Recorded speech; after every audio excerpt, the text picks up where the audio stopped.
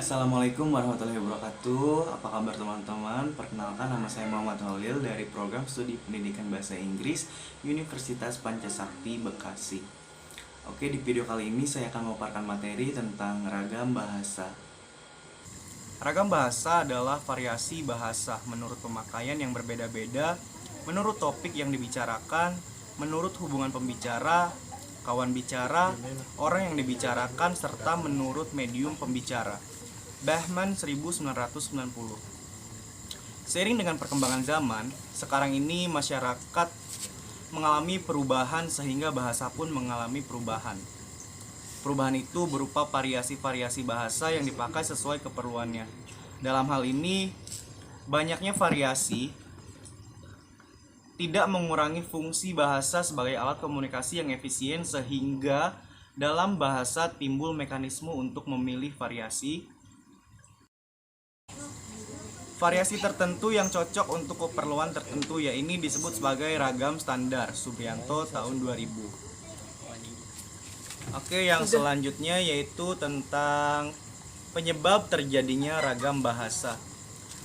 Ada beberapa faktor penyebab timbulnya ragam bahasa yang ada di Indonesia, yakni seperti di bawah ini. Yang pertama ada faktor budaya.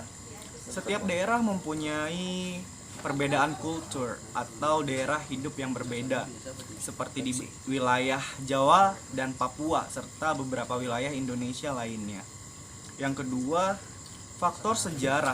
Setiap daerah mempunyai kebiasaan, adat istiadat, dan bahasa nenek moyang sendiri-sendiri dan berbeda-beda antara daerah satu dengan daerah lainnya.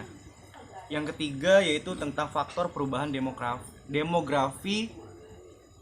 Setiap daerah memiliki dataran yang berbeda, seperti wilayah di daerah pantai, pegunungan yang biasanya cenderung menggunakan bahasa yang singkat, jelas, dan dengan intonasi volume suara yang besar dan tinggi.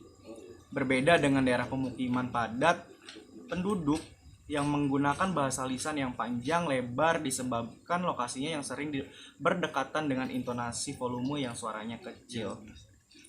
Oke, yang selanjutnya itu tentang jenis-jenis ragam bahasa. Yang pertama ada ragam bahasa dialek.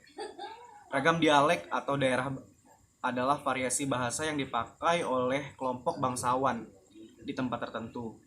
Lihat Krida Laksana 1993 nomor 42. Dalam istilah lama disebut dengan logat. Logat yang paling menonjol yang mudah diamati. Yang kedua yaitu tentang ragam terpelajar. Tingkat pendidikan penutur bahasa Indonesia juga mewarnai penggunaan bahasa Indonesia.